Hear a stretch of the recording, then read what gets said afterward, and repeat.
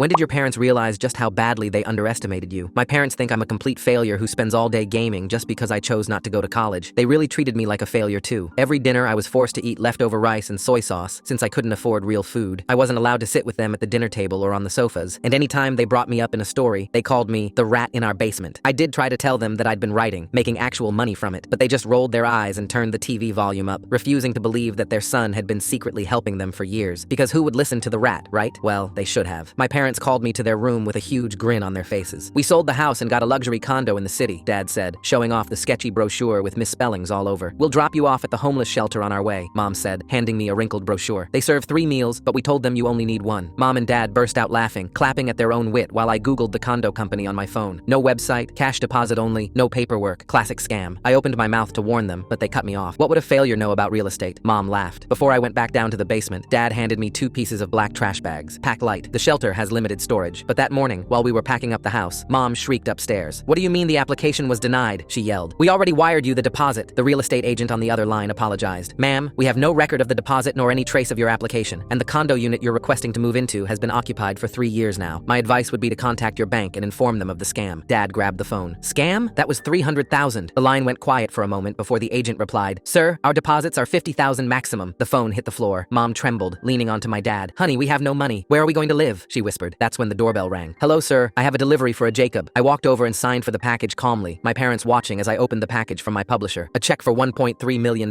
Mom snatched it from my hand, tears gone in an instant. She read the letter that came with the package. "Monthly royalties for 12 million copies sold. 5th consecutive bestseller." Her jaw dropped. The courier cleared his throat. "There's also this." He handed me another envelope, congratulating me on my purchase of a house. This house, the one my parents sold to live in a condo in an attempt to get rid of their failure of a son. My parents started celebrating immediately. "We're rich. Oh God, we won't be homeless," they cheered. Mom immediately started unpacking the boxes. "Jacob, honey, help me place these boxes back in our room." I stared at them with a blank expression. "Why are you unpacking?" I asked. "Well, you bought our house back, right?" "I bought my house for me to continue living in." "Are you kicking out your own parents?" Mom asked, completely shocked. I raised an eyebrow. "My own parents? Were you my parents when you made me eat rice and soy sauce standing up? When you called me the rat in our basement to everyone? When you told the homeless shelter I only needed 1 meal a day? And it's funny, all this time I'd been trying to tell you guys about my job, but you never listened." I pulled out my phone, showed them my banking app. "See these transfers? Roof repair, 20,000. Electric bills you forgot, 800 each time. Dad's heart medication when insurance denied it, 4,000 a month. 6 years of quietly helping out while you both called me garbage." Garbage. Who even calls their kid that? I took a deep breath and pulled out the shelter brochure they'd given me. "You can go here." Or, I paused. "The basement's available. 2,000 a month. You want us to pay rent? In our house?" Mom's voice cracked. "My house. And it's not your basement anymore." They looked at each other, then at their boxes, then at the basement door. I walked upstairs to the master bedroom while they stood frozen in the living room, realizing the rat now owned the whole house.